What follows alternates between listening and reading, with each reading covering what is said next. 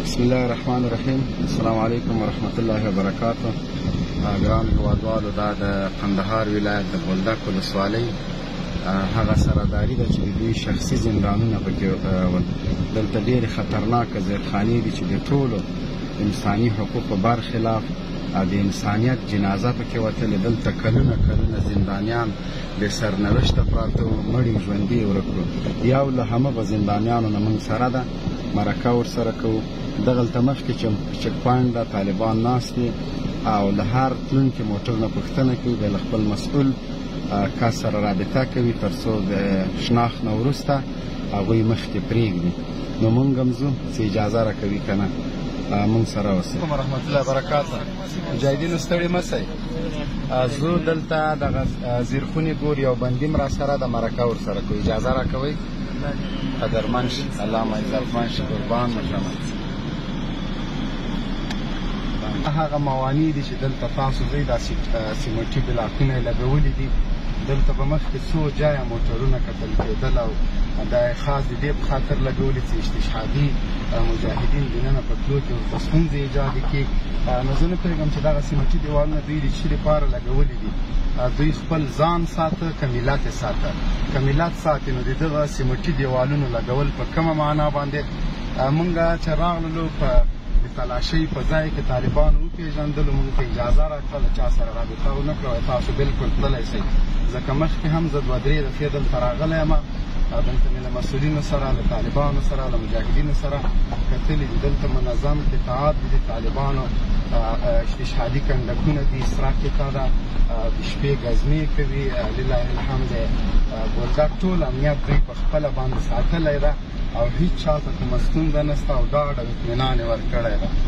نو موږ ځو همغه شخصي زیرخونو ته، موږ سره اوسېږئ انشاءالله العزیز. دلته موږ سره یو ملګری ده، هغه لار راته ښیي، ځکه دا داسې مختلفې لارې دي چې هر سړی پرې باندې تللی نه شي، سړی نابلدېږي. هر خواته سیمټي بلاکونه دي، د وحشت فضا دلته تېره سوې ده.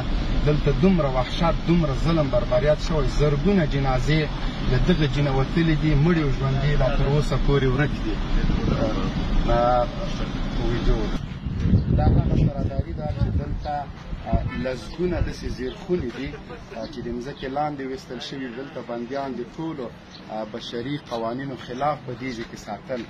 موږ د دې په خاطر دا ویډیو کوو چې د نړیوالو توجه راوګرځوو. دلته چې کوم وحشت او ظلم شوی له هغه نه نړیوال خبر کړو. په دغه خاطر باندې دا د وحشت هغه ځاله ده. دا یوازې دا ځای نه ده، دوی په خپلو کورونو کې شخصي زندانونه درلودل. په ټوله دغه ساحه کې، په دغه احاطه کې دغسې سیمټي دیوالونه لګېدلي، له دوی نه پاتې توبلې، دغه جنریټرونه دي. دا هر څه دوی له بیت المال سره ډېر زیات خیانت کړی ده. دلته چې طالبان راغلي هر څه خراب پاتې وو. اوس په دغه ټولو کمرو کې په دې هر ځای کې طالبان دي، خو اوس مصروفه دي د امنیت په ساتلو کې د بولدک د خلکو. الحمدلله بولدک کې چې موږ ښار کې ښاریانو سره، خلکو سره څومره خبرې وکړلې، هغه ټول ډېر خوشحاله دي، ډېر د امن په فضا کې دي. یو له هغه زندانیانو نه موږ سره اوس دلته ولاړ ده، د معروف په نامه باندې ده، چې دغلته په دغه زیرخونه کې قریب 20 میاشتې تېرې کړي دي. له ده نه نور مرکه لاندې په دغه زیرخونه کې اخلو، موږ سره اوسېږو. دا د هغه زیرخونې د ګیټ ده چې سړی مخامخ پرې نه شي تللی، دومره وړوکی د ده باندې به په څنګ دی. دا نور هېڅ کومه کړکۍ کوم ځای نه لري، تپه تیاره ده. دلته په کلونه داسې زندانیان پکې ساتل شوي چې هغوی 6 کاله لمر نه ده لیدلی. راځو لاندې موږ سره راځم.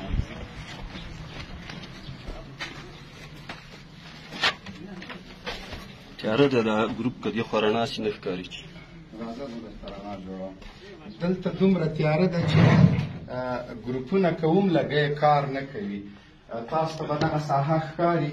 دلته اوس هم چې بندیان وتلي دي، دې ځینه چې کله طالبان راغلل، له ده ځینه ځینې بندیان وویستل چې دلته لا هم په زیرخونه کې وو. دلته نه کوم برق شته، نه کوم د برق سامان شته، نه کومه پکۍ شته، نه کوم بل سهولت شته. په دغه تختو باندې دوی د پاسه اوده کېدل او په دغه وړه کمره کې دوی تقریبا 14 تر 20 کسانو پورې ساتل.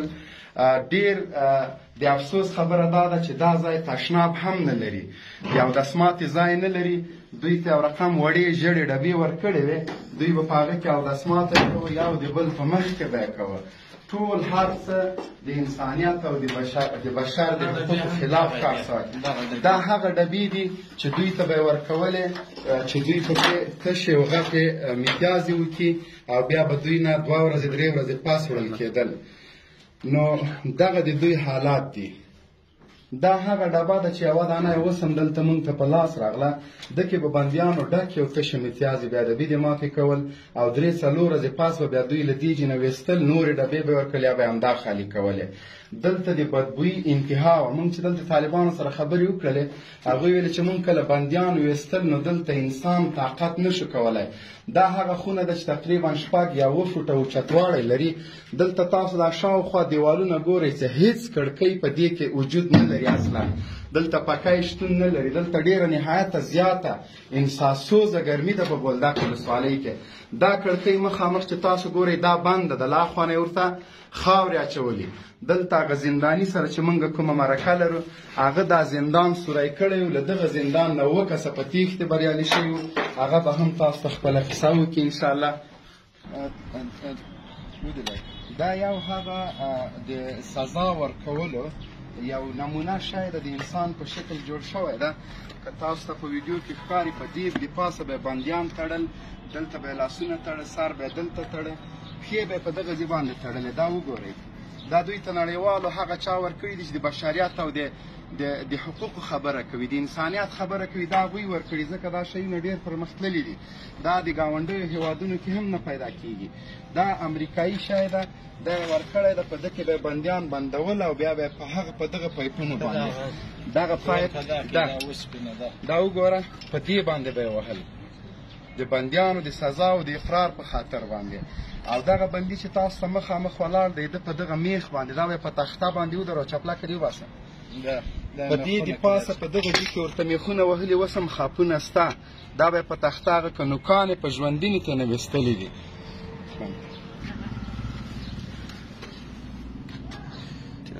نه ښکاري دا دلته دا د